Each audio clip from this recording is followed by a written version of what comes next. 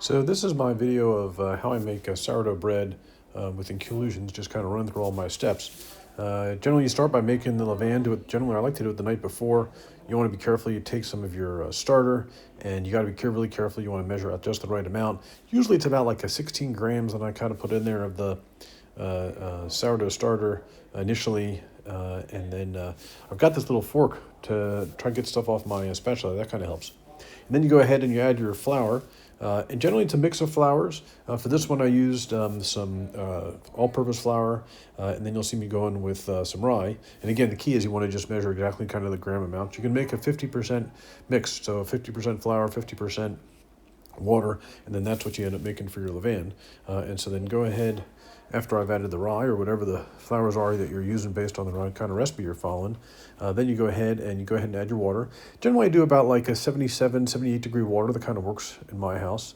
And as I said, I like to do this the night before. So after I get in just the right amount of water, so it's basically the same weight water to total flour, then you mix that up. And the key is you really want to mix that all together. And one of the things I've found is that sometimes the dry flour really sticks to the bottom of the jar I use to make the levain. So you kind of see me mashing it down just to try to get up any of the dry bits. And then I use my little fork to kind of get off all the stuff because you want to have that whole levain in there. And then you cover it up, just a little bit of air on the side there, and then you watch that overnight. That's how I tend to do it, and then I tend to go ahead and make my bread in the morning. So then you go ahead and you start with the autolyze. So this is just going to be flour and water that sits there for about half an hour to an hour, ideally an hour before you go ahead and then make the proper dough. And so you basically follow your recipe. What I've done is, because I always make my sourdough in my mix master, I put the flour in the pot from the mix master the bowl, and then put that on the scale to weigh it and add the water. That kind of is convenient. And then you basically put it on the mix master and then just kind of mix it up. You're just trying to get it all incorporated so that all the flour is now wet. And then while that's going, and then while the autolyze is waiting, I'll prepare my inclusions. So for this recipe, I was making a mango macadamia nut bread, but really whatever my inclusions are, I like doing a lot of like this cheddar and jalapeno one, whatever it is, I get my inclusions ready. So here you can see the macadamia nuts. I was kind of smashing them into a little bit of pieces, and then the mango already cut up. And so then at the end of the autolyze, you go ahead and make your dough. So add the salt. You want sea salt that you weigh just the right amount. You can say I have my mixing bowl on the scale to figure that out. And then you add all your levain. And the key is you really want to have all of it. You want to make sure the levain's ready. You should see bubbles on top. It'll have grown in size quite a bit, so you know it's really nice and active. And then the key is you just got to kind of get everything out of that container of all the levain, and you'll see me, I use my little fork and kind of get all the little bits on there. And then once you have, so you now have the levain, which is sort of the starter, and then the salt and the flour and the water and the autolyze from earlier, pop that on the mix master, and then you want to mix it. And the key here is you really need to go for quite a long time because you're trying to make the dough nice and strong. And I did read somewhere that you really can't overmix the dough. It's very hard to do it. So I just kind of plan to do it quite a long time. Sometimes it takes me 15, 20 minutes or so. And the key is you just kind of want to watch it and just kind of let it go. And you can see it starts to form. It starts to smooth out a little bit. That's often good. Sometimes the dough kind of creeps up on the thing there on the mix master. You kind of have to push it down. And then what you want to do is at the end, see if you're ready, you do this window pane test, which unfortunately was out of the camera view, but basically you take some of the dough and you stretch it apart. And if you stretch it apart so you can see light kind of coming through without breaking the dough, you're good. And so I was good here. Then you got to pull it out of the bowl and then toss it over into your fermentation container. Would have been better if I wet my gloves first. I do find it's easier for me to have gloves on for this step. It gets a little bit sticky, and then kind of works just easier for me. And so what I do is once I move it over, I then will kind of fold it again a little bit. I want to kind of get it into a nice tight bowl in my fermentation container there. So you see me kind of doing that. And then that basically sits for half an hour. And then after the first half an hour of that sitting, you're good to go for your inclusions.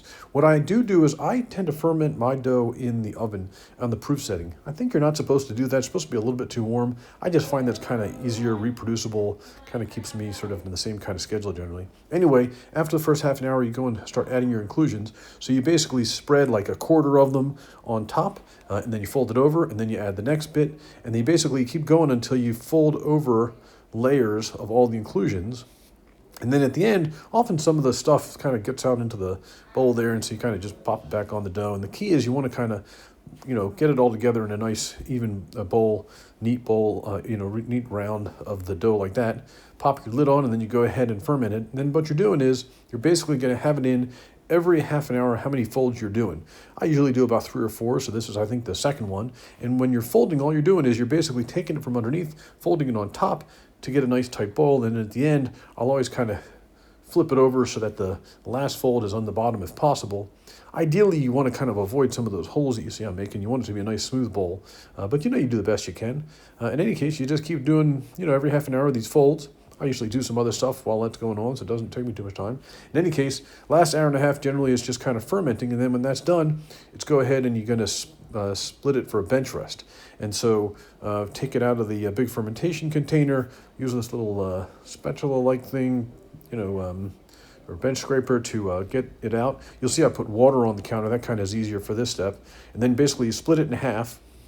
And then after you split it in half, I use my bench scraper to then, pick it up. And you just want to kind of shape it into a little bit of a bowl. Not terribly so, just a little bit of a round kind of structure there.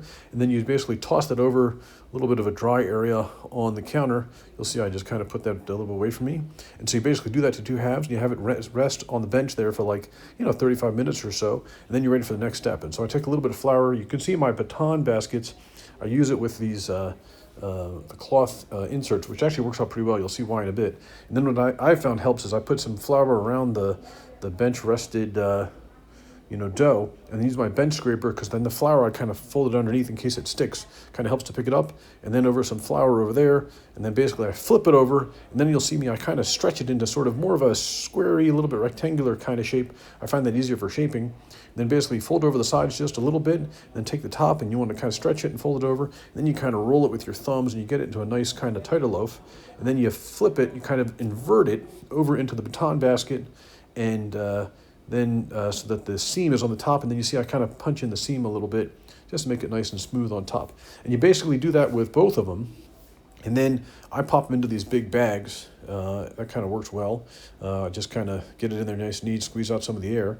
And then what I like to do is I do this, generally this is like noon or 1, and then I pop them in the fridge for overnight, because then I'll bake it the next morning. It works out well. So the next morning, take it out of the fridge, and then I've got these little round parchment paper things that I put on top, and then I just invert the baton basket, and then you see how it's nice because of the cloth. You pull it right off, and now you've got the loaf sitting there right there on the parchment paper, which is nice. And then you just want to use your bread lane to make some cuts. I find it actually helps just to do a bunch of small ones. Works out better than a big old one. That's been working for me. And then what you can do is I take that parchment paper, and then I can just lift that right up, pop it into the Dutch oven. I cook all my bread in Dutch ovens. You basically have the Dutch oven in a heated oven for good, say 45 minutes ahead of time, and then basically then you go ahead and pop the bread, the dough into the Dutch ovens, toss them in the oven. I like to use an oven thermometer to make sure I'm hitting the right temp.